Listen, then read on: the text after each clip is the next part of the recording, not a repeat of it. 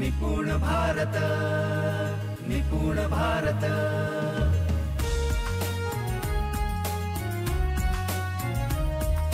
निपुण भारत, निपुण भारत। पण जेव्हा तुमचं फक्त साधनावर लक्ष केंद्रित होते तेव्हा तुम्ही अडून बसता की जोपर्यंत ही साधनं उपलब्ध होत नाही तोपर्यंत मला काहीच करता येणार नाही किंवा मी पुढेच जाऊ शकणार नाही। पण तसं नाहीये। जेव्हा तुम्ही साध्यावर फोकस कराल तेव्हा आहे त्या साधनामध्ये तुम्हाला प्रगती साधता येणार आहे त्या साधनामध्ये तुम्हाला पुढे जाता येणार आहे। पण ते पुढे जायचं असेल तर तुम्हाला साध्य काय हे माहित पाहिजे। पण आपण आता नुकताच जो काही ऍक्टिव्हिटी केली, जो काही एक्सरसाइज केला, त्यावरून आपल्याला काय लक्षात येते की आम्हाला साध्याविषयी माहित नाही, आम्हाला साधनाविषयी माहित आहे। मग साधनाविषयी जर आपल्याला माहित असेल आणि साध्याविषयी माहितच नसेल तर शिक्षण व्यवस्थेत आपण पुढे कसं जाणार। मग त्यानंतर जे काही एक ऍक्टिव्हिटी तुम्हाला करून घेतली आणि ज्याचे प्रश्न तुम्हाला विचारले, ज्या प्रश्नाचा ओघ हा होता की बाबा नेमकं आपल्याला काय पाहिजे। जर आंतरराष्ट्रीय दर्जाची शाळा आणि आंतरराष्ट्रीय दर्जाचं शिक्षण दोन्हीतला जर फरक स्पष्ट झाला असेल तर आम्हाला साधनं पाहिजे की साध्य पाहिजे।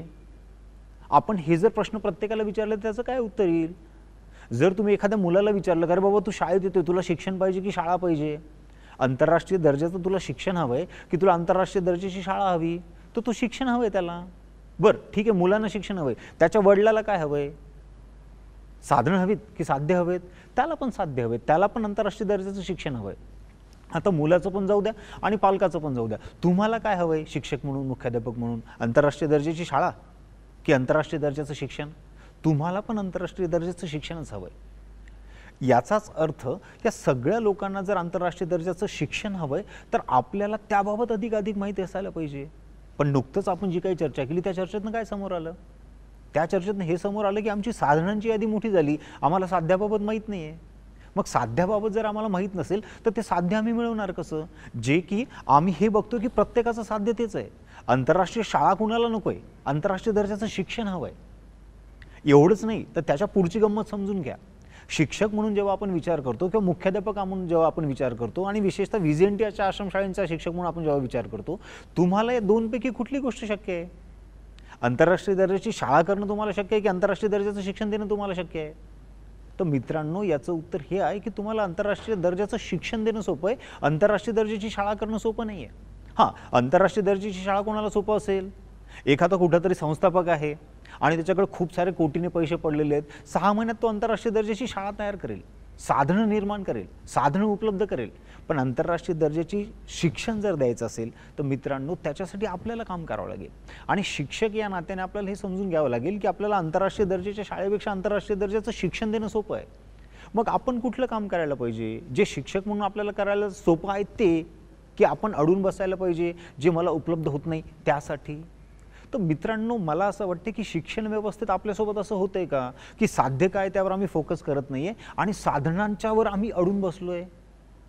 अडून बसण्याचं कारण जर खूप खोलात जाऊन बघितलं तर कदाचित असंही लक्षात येईल की अरे मला जे काही उद्दिष्ट आहे ते साध्य करता येत नाहीये आणि मग याचा ब्लेम कोणावर तरी करायचा आहे, याचा आरोप मला कोणावर तरी लावायचा आहे आणि तो आरोप मी स्वतःकडे घेऊ शकत नाही।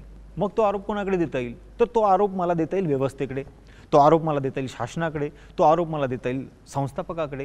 तर याचाच अर्थ मला जी गोष्ट साध्य करता येत नाहीये त्याचं कारण कदाचित वेगळं पण असेल, पण त्या सगळ्यांचं एकत्रित कारण मी केलं आणि ते कारण मी शोधलं की माझ्याकडे साधनं नाही आहेत। पण मग साधनं नाही आहेत, मग तुमच्याकडे एकट्याकडे साधनं नाही आहेत का। बघा मी साधनावर बोलतो, तर मग साधनं परिणाम काय करतात। तुमच्याकडे चांगली साधनं असून पण परिणाम मिळत नसेल इतरांच्या तुलनेत तर याचाच अर्थ साधनं फार महत्त्वपूर्ण ठरत नाहीत। सगळ्यात महत्त्वपूर्ण आहे की तुमचं साध्य काय, त्या साध्याची स्पष्टता आहे का। त्या साध्याची स्पष्टता असेल तर बाकीच्या सगळ्या गोष्टी शक्य आहेत।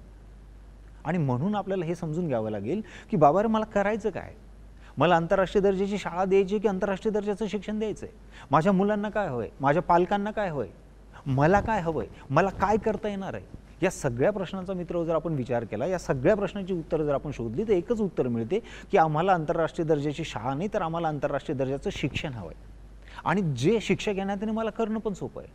मग जी गोष्ट मला सोपी नाही, जी गोष्ट मला करणं शक्य नाही, जी गोष्ट माझ्या आवाक्याच्या बाहेर आहे त्या गोष्टीचाच मी जास्त विचार करतोय का। तर मित्रांनो याचं उत्तर आहे हो, माझ्यासोबत तसंच घडतंय। आणि याचा पुरावा आपण जी ॲक्टिव्हिटी केली ती, मला साधनाबाबत माहिती आहे, साध्याबाबत नाही आहे। बरं दुर्भाग्यपूर्ण बाब अशी आहे की हा प्रश्न तुम्ही शिक्षक सोडून मुख्याध्यापकांना विचारा, नागरिकांना विचारा, पालकांना विचारा, जे काही शिक्षण क्षेत्रातले उच्च पदस्थ आहेत त्यांनाही विचारा. सगळ्यांच्या बाबतीत हे ठरतंय किंवा हे लक्षात येतं की साधनं सगळ्यांना लोकांना माहीत आहेत, साध्य माहीत नाही आहेत. मग किती वाईट गोष्ट आहे की माझ्याही बाबतीत तसंच घडतंय. एक शिक्षक या नात्याने पण की मला आंतरराष्ट्रीय दर्जाचं शिक्षण काय ते माहीत नाही, आंतरराष्ट्रीय दर्जाची फक्त शाळा माहीत आहे, पण ती माहीत असून मित्र उपयोग नाही. कारण आम्हाला, तुम्हाला किंवा कुणालाही सगळ्यांनाच एकच गोष्ट हवी, ती म्हणजे आंतरराष्ट्रीय दर्जाचं शिक्षण. आणि मग आंतरराष्ट्रीय दर्जाचं शिक्षण द्यायचं असेल तर आंतरराष्ट्रीय दर्जाचं शिक्षण म्हणजे काय हे समजून घ्यावं लागेल. जोपर्यंत आपण हे समजून घेणार नाही तोपर्यंत आपल्याला पुढे जाता येणार नाही. मग परत एकदा मी विचारतोय, काय हवंय तुम्हाला? आंतरराष्ट्रीय दर्जाची शाळा की आंतरराष्ट्रीय दर्जाचं शिक्षण? तर तुम्हालाही आंतरराष्ट्रीय दर्जाचं शिक्षणच हवंय, पण आंतरराष्ट्रीय दर्जाचं शिक्षण काय ते आपल्याला समजून घ्यावं लागेल. हे समजून घ्यायचं असेल तर तुम्हाला त्यासाठी पुढचा व्हिडिओ पण बघावा लागेल. तर हा व्हिडिओ तुम्ही बघितलाय, पुढच्या व्हिडिओमध्ये आपण समजून घेऊ आंतरराष्ट्रीय दर्जाचं शिक्षण म्हणजे काय. Thank you so much.